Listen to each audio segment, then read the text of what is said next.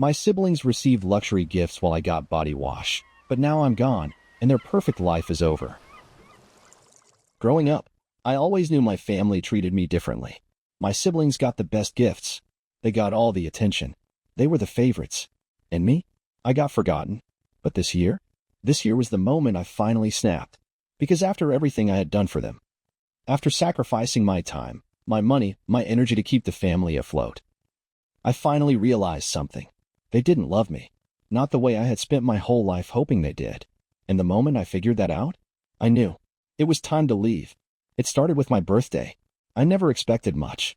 I knew my family didn't see me the same way they saw my siblings. But even I wasn't prepared for how little they thought of me. My sister's birthday had been last month.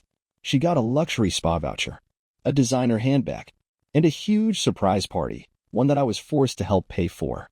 I had asked my father how he could afford it. He had assured me he had everything covered. But a week later, he came to me with a sob story. Something about miscalculating the expenses. Something about how he had borrowed money from dangerous people. Something about how if I didn't help pay, we could all be in danger. And of course, because I was stupidly loyal, I took on extra shifts to cover the debt. I didn't even think twice about it. Because that's what I always did. I took care of everyone. And in return, they gave me nothing. Fast forward to my birthday. I didn't expect a huge party. I didn't expect a fancy gift. I didn't expect much. But when they handed me my present, a single, cheap bottle of body wash, I felt something break inside me. At first, I thought it was a joke. I laughed. Seriously? Where's the real gift?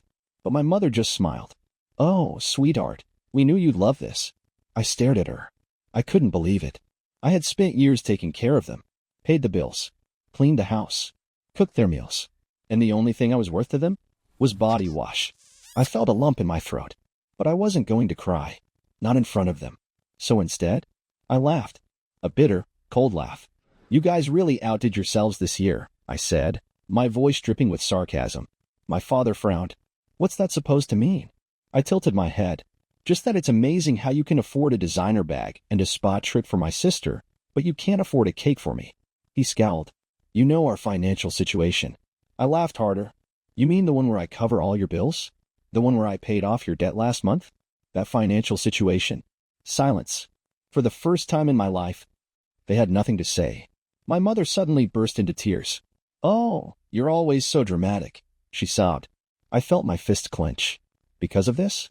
This was the pattern. They hurt me. They played the victim. I apologized. And then, nothing changed. But this time, I was done. I stood up, taking a deep breath. You know what? I said, my voice calm and cold. I'm done. I'm done paying your bills. I'm done covering for your mistakes. I'm done being the only one who gives a damn about this family. My father stiffened. What are you saying? I smiled. I'm saying I'm moving out. At first, they thought I was joking. My sister even laughed. You can't survive on your own, she sneered. But they didn't realize something.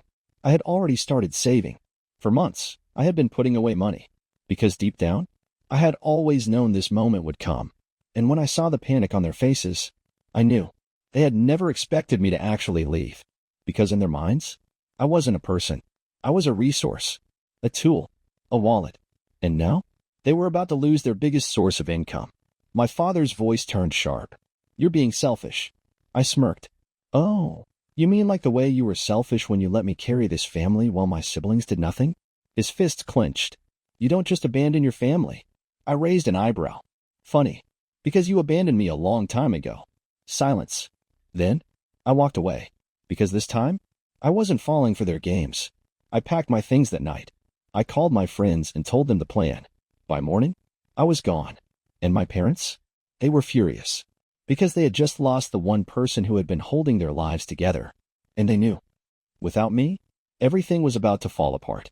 But I didn't care. For the first time in my life, I was choosing myself.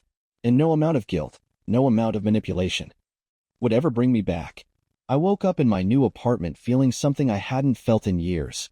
Peace. No more waking up at the crack of dawn to clean up after everyone. No more checking my phone, expecting to be guilt-tripped into covering a new bill. No more feeling like a servant in my own home. For the first time ever, I was free.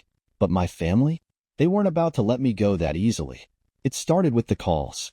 At first, I ignored them. Missed call from mom, 2 from dad, a dozen from my sister. Then came the texts. You need to come home right now. What the hell is wrong with you? You're being so selfish. This isn't how family works.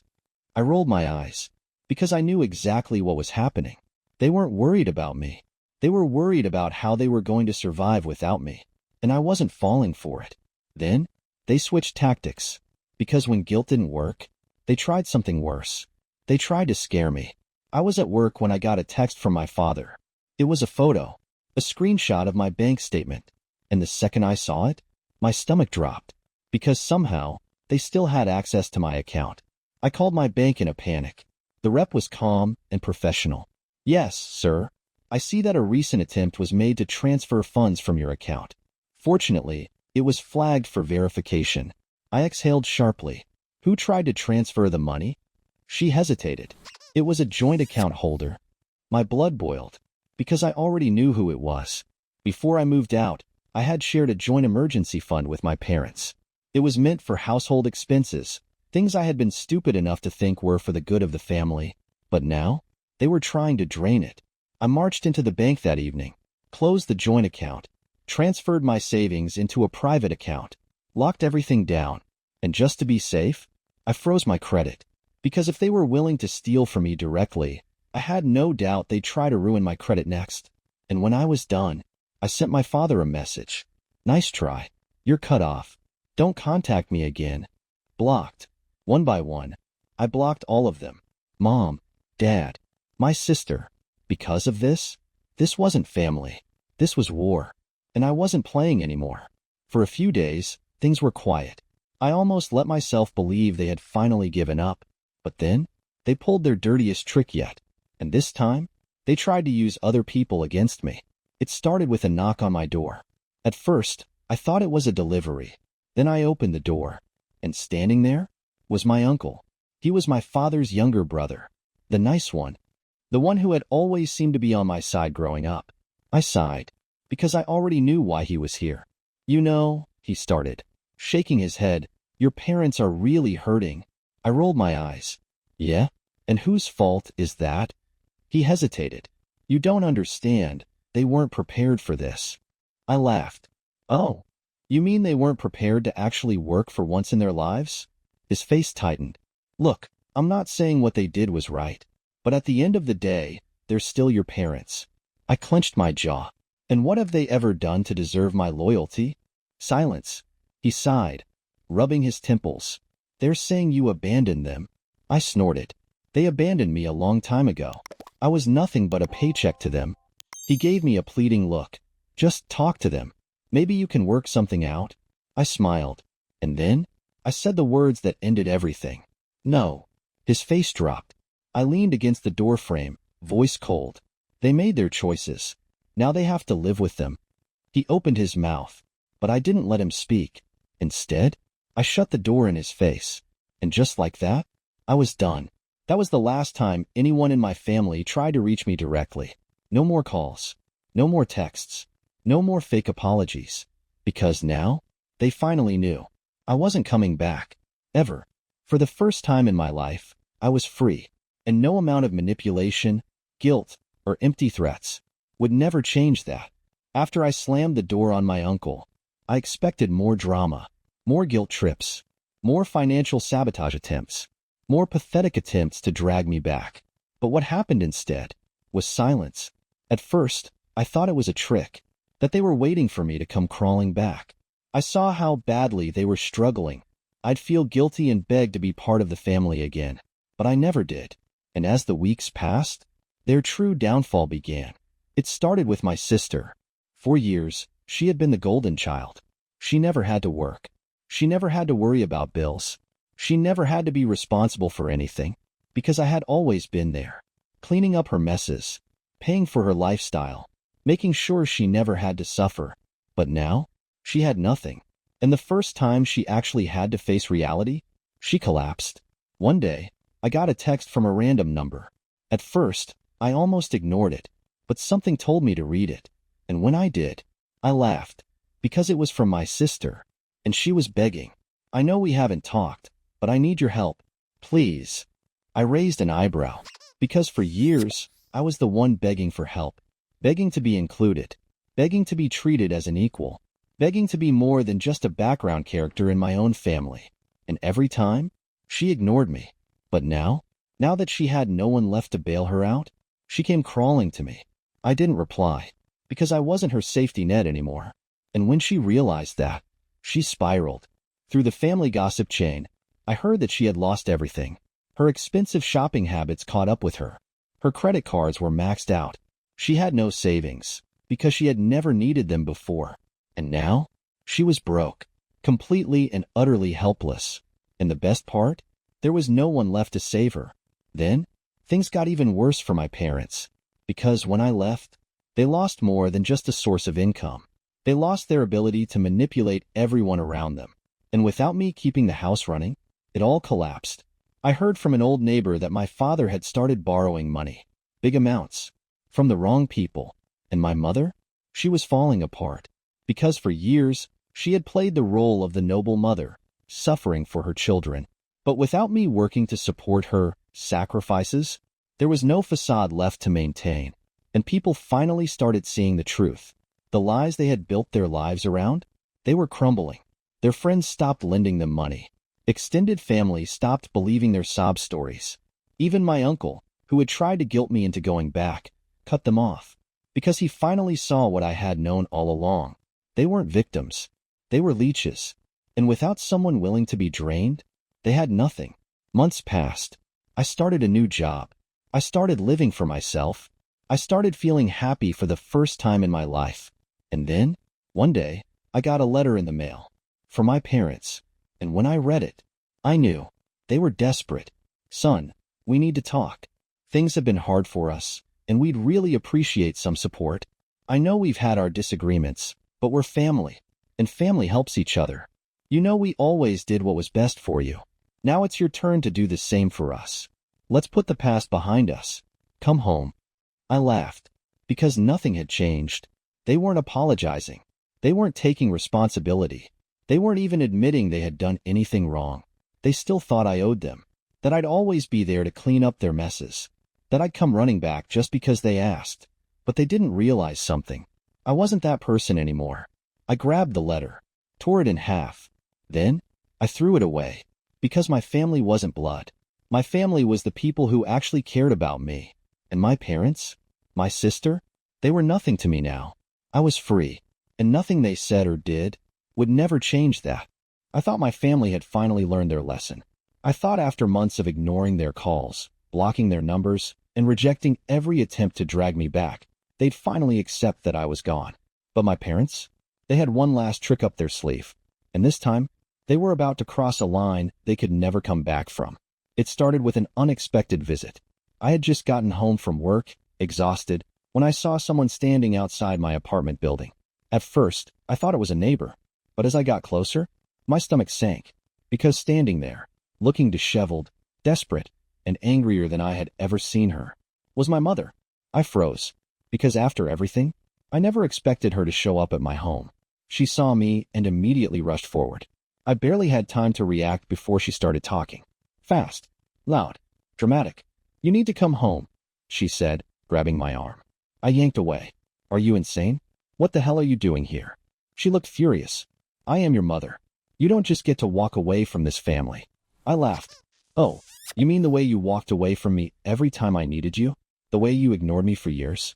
The way you only ever saw me as a damn bank account?" Her face twisted in anger. "You don't understand how badly we're struggling." I scoffed. "I don't care." Her jaw dropped, like she couldn't believe I had actually said it, like she still thought I would break. But I didn't, because this time, I wasn't falling for her lies. She took a deep breath, forcing her voice to soften.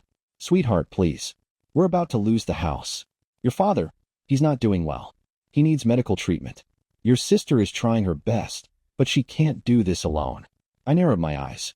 "Are you actually trying to guilt me into paying for your mistakes again?" She sniffled. "It's not a mistake. We're family, and family supports each other." I smiled. A slow, cold smile. Funny, because when I needed support, all I got was a bottle of body wash for my birthday.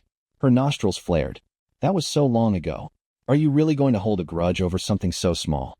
I tilted my head. Small? Oh, you mean the years of neglect? The years of being treated like an afterthought? The years of working myself to the bone while you all lived off me? Her face turned red. This isn't about the past. This is about now. I folded my arms. You're right. And right now, I don't owe you a damn thing. Silence. She just stared at me, like she couldn't comprehend what was happening, like she was still waiting for me to cave.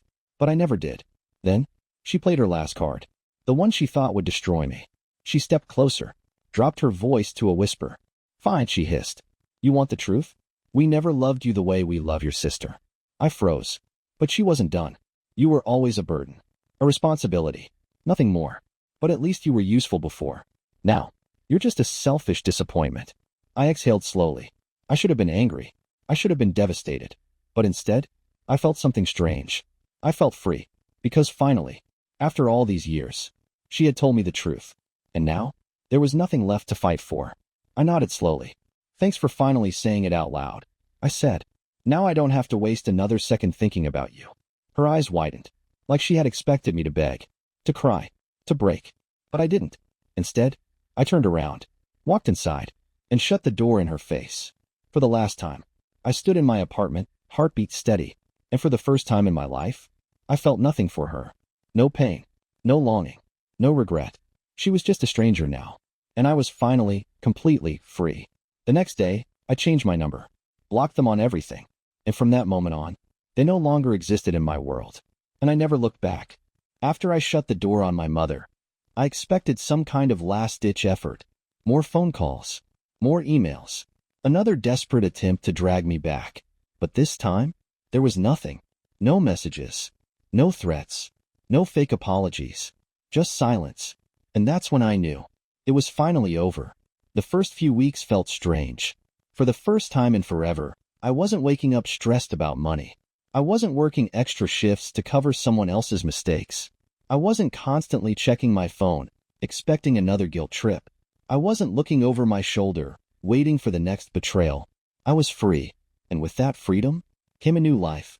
I thrived without them, got a promotion at work, started saving for my own house, built a real support system with friends who actually cared, and most importantly, I stopped feeling guilty, because for the first time ever, I wasn't surviving for them, I was living for me. But my parents, without me holding them together, they collapsed. And when I found out what happened to them, I couldn't help but laugh. One night, I was out with friends when an old neighbor sent me a message. Hey, I don't know if you care, but your parents lost the house. I blinked. Then, I grinned. Because of that house was the same one I had been paying for my entire life. The same house I had worked myself to exhaustion for. And without me, they couldn't keep up. I found out more through family gossip. My father had racked up even more debt. My mother had burned bridges with the few people who still believed her lies. And my sister? She had tried to marry rich. But after my parents' downfall, her reputation was ruined. Nobody wanted to clean up their mess.